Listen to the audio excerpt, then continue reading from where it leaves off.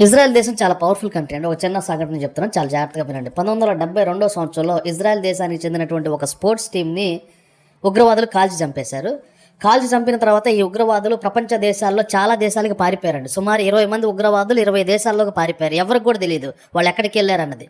అయితే ఇజ్రాయెల్ దేశం ఆర్మీ 20 సంవత్సరాల పాటు వాళ్ళు ఏ దేశాలకు పారిపోయారు, ఎలా బతుకుతున్నారు, వెతికి వెతికి వెతికి వెతికి ఒక్కడిని కూడా మిగిల్చకుండా చంపేసిందండి. అంత పవర్ఫుల్ కంట్రీ అండి. అందుకనే ప్రపంచ దేశాలు చాలా భయపడతాయండి ఇజ్రాయెల్ దేశాంతో పెట్టుకోవడానికి. ఎందుకంటే 10 దేశాలు 20 దేశాలు అటాక్ చేసినా కానీ సింగిల్గా నిలబడి పోరాడగలిగినటువంటి దమ్మున్నటువంటి కంట్రీ అండి ఇజ్రాయెల్ దేశం. ఇది నేను చెప్తున్నది కాదు, మన ఏపీ, తెలంగాణ, ప్రపంచం మొత్తం ఇజ్రాయెల్ దేశాన్ని పొగుడుతూ కొన్ని వందల వేల వీడియోలు చేశారు.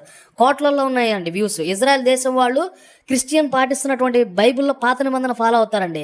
మా దేవుడు జీవం కలిగినటువంటి దేవుడు అని చాలా గొప్పగా చెప్తారండి. ఇదే మాట క్రిస్టియన్స్ కూడా